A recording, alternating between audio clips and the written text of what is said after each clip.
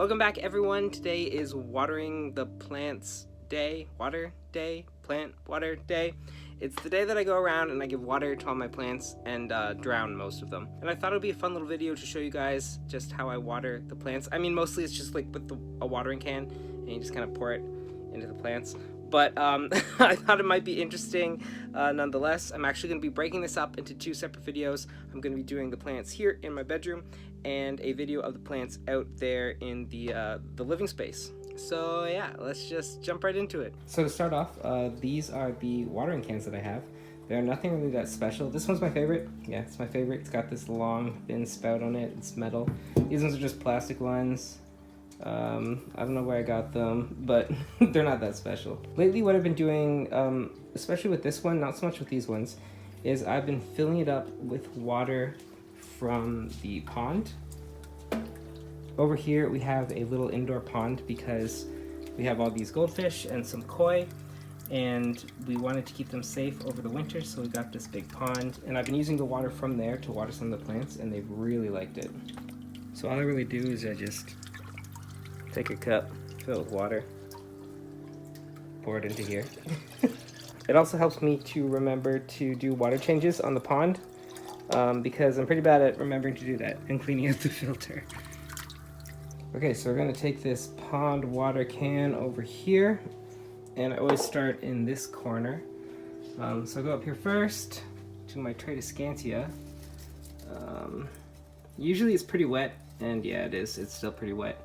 So that doesn't need any water. And then this olive tree is constantly wanting water. Probably because it's in terracotta. Propagations. This little pilea is always very thirsty too. And I gotta make sure to turn it so that it grows pretty evenly. And I have this little neon pothos up here. It just gets a little drink. And these are my string of hearts. And then I'll start filling this up. So I plugged it, filling it up with like warm water. And I wait for that to fill up. Okay, so once this is full, I take my orchids. And these orchids aren't like anything special, they're just from like Walmart, I think.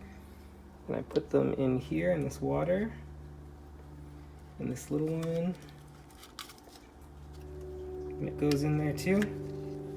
And I'll check these periodically, but basically I just want the orchid bark is wet. You don't want to get water on the leaves because it can rot the leaves pretty easily.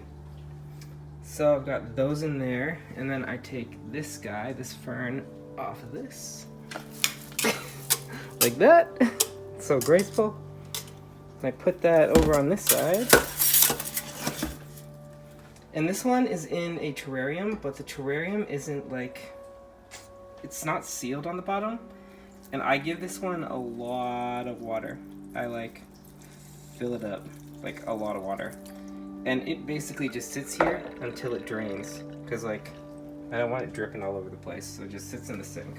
I also forgot to mention that I'll take this air plant, this Tillandsia, and I'll just plop it in there with the orchids and let it sit there for like 10 minutes, basically however long it takes me to do the rest of the plants.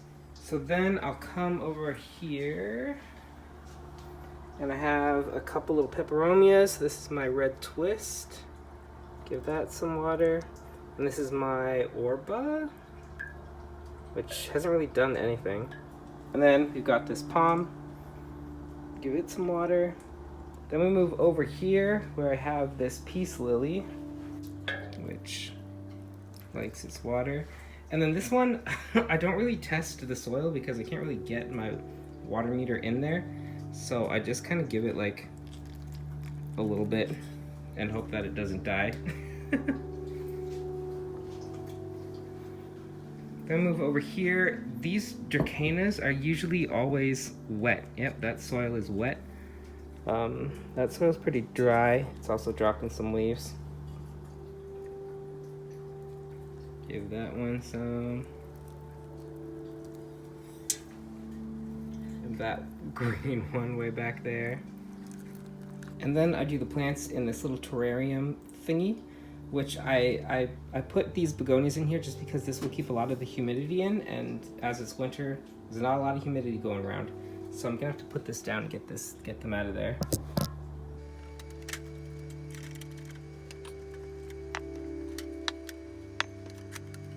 So all of those begonias and this sad looking fern right here, I bring them into the sink so that they just drain into the sink, and I give them a pretty good drink.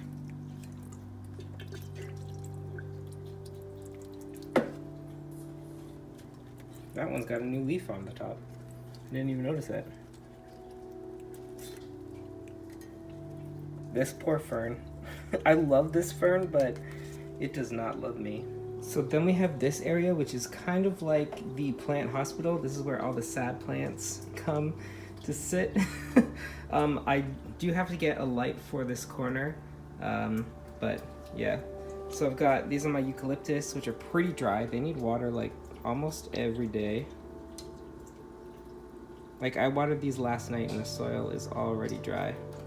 And these poor little jades are not doing well. But I also think that their soil is super dry. So water them. And then my poor snow bush. I had to move it out here because it was just dropping all over the place. And then there's also this fig tree that I don't really know if I'm supposed to water it right now, but I do anyway. Just because the soil looks so dry.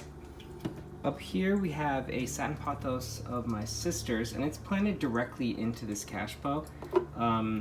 So I usually use a water meter to read it, but it's been a while since I've watered it, so I'm just gonna give it a little bit, not a lot. And then you guys are gonna have to move. And then over here by the pond, we've got, this is my string of turtles, my sad string of turtles. I just give it a quick little drink. This is my donkey tail, and I give it like a little bit, but hardly anything. And then my big jade down here. This one seems to need a lot of water. I don't know if it's just because it's big or what. But even in the winter, it needs a lot of water. So then we move over to this plant wall that we have here.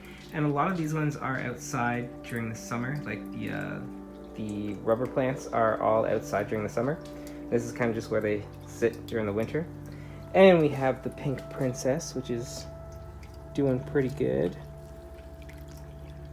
And this one dries out quite a bit, actually. And we have this little kaluna. It doesn't need a lot of water. It's usually always wet. And another string of hearts. And then these ones would get water every single day when they were outside. So it was a little bit of adjustment for them to come in here and only get water like once a week. So they dry out pretty fast though.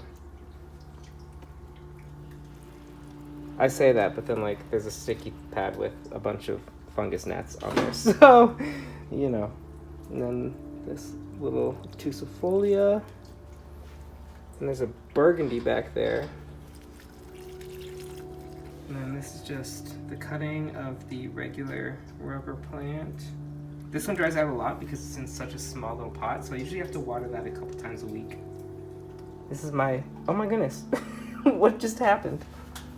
Yesterday I looked at this apricot and it was fine.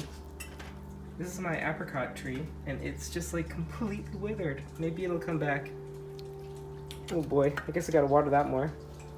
Then we have this really sad monstera cutting. Man, everything's really sad right now. And then we have my Hoyas, and I will usually use a water meter to check these to see if they need water, because I have a tendency of overwatering Hoyas. But I haven't watered these in 2 weeks, so they could all use a little bit of a drink. Okay, that just went everywhere. And then over here we have just another neon pothos. It was a bunch of cuttings that I put together.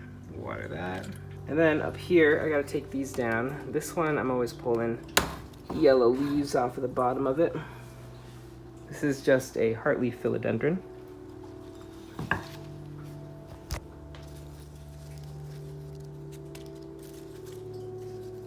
So these leaves are just, they're really old.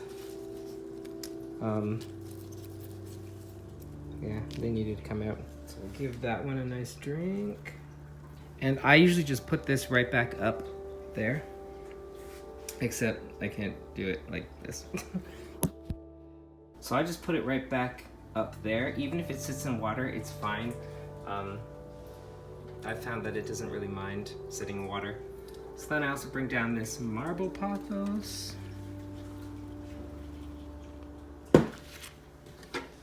And give it some water. It's been a while since I've watered this one too. And then I just put it right back up there. So after I've watered all of my Hoyas, I take this, which is orchid spray, and I just spray it on the leaves and on the roots, or at least what you can see of the roots. And I do this every time I water these. It's like a fertilizer for epiphytes. And I found that like it really helps with Hoyas with their growth, with growing new leaves and new branches and vines and stuff. So definitely pick up some of this if you have Hoyas. So then I'll come back over and I'll check these to see if they're ready to go. Yeah, that's pretty good. Let the water drain out. And then plop it back in its cache pot. And then just like the Hoyas, I'll take the orchid spray again, and I'll just spray the leaves and down into the roots. Do the same for this big one. And then take this again, just spray it. It's got a new little cute leaf coming in. So then I take some paper towel and I just take this air plant out, set it on there, wait for it to dry before hanging it back up in the window, and this. And then I'll start moving all of these back into the terrarium. One other thing that I do every time I water the plants is I refill that. And this is one of my humidifiers. I have it right here, right in front of the Hoyas to give them that extra humidity. So just open it up. It's pretty gross inside. Take this over to the sink. Dump it. I don't know if I can use the water that's in these things to like water the plants, but there's all that like gunk in it. I don't think the plants want that. But I don't know.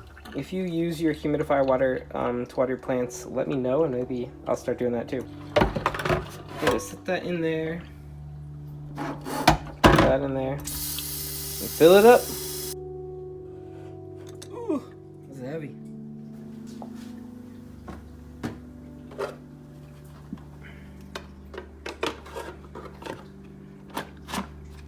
I'm gonna have to clean that up.